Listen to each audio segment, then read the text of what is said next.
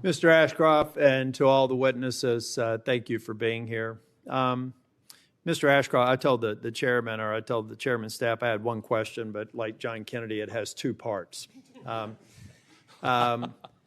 My first question, Mr. Ashcroft, I mentioned yesterday that I'm disturbed with the political physics going on today. If you think about the Obama administration, they had vindictive prosecutions. President Trump came in, more or less matched up on some of it. President Biden comes in, goes a little bit further, and this administration seems to me, when we're doing 8647, we're doing indictments for that, unless there's other, it's an active investigation, but that's a reason to bring Mr. Comey and do a perp walk because he arranged shells 8647 on a beach in North Carolina. That's all we know right now. It just seems like, it seems to me like there's a continuing, this exceptional nation we are. Americans always want to do better, get bigger, higher the next time. Am I wrong, or am I perceiving a continued escalation of prosecutions, that some of which really, because of the way that they're being adjudicated, they're not being successful? It just seems to me that we're like shooting, shoot, ready, aim on some prosecutions. And I'm not only talking about the current Trump administration. I'm going back to the Obama era. Do you agree with me that there seems to be a trend that each administration, we seem to be upping it of late? I'm not sure I could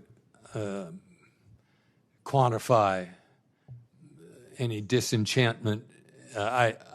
Okay, that's okay. I believe that's fine. I believe that I think partisanship.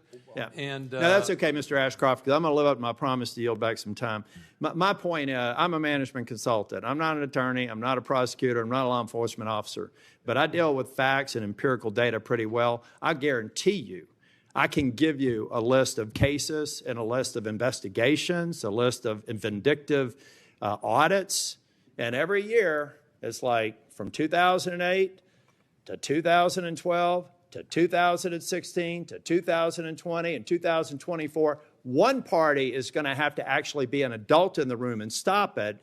And our members here need to stop having situational ethics where they're only opposed to it when the other party's in power. But that was not my question.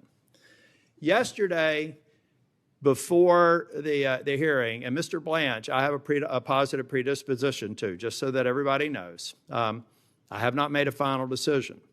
But Mr. Blanche said very quickly yesterday that he would meet with the victims, the Epstein victims, today, if it could be arranged. Well, right now, the markup, if you all don't know procedure here, after this hearing is done today, next week we'll hold it over. The earliest possible markup would be 2 weeks from now. And because it seemed to me that Mr. Blanche was willing to say that he would meet with them and counsel, I understand the restriction that counsel has to be present. I expect that meeting to occur before I'm willing to vote out of this committee. And I'm trying to get to yes. But this is a very important part of getting to yes. There should not be any reason why, based on what Mr. Blanche said yesterday, if he said that he would do it today, then he can certainly do it over the next 2 weeks. Thank you, Mr. Chair. I yield back.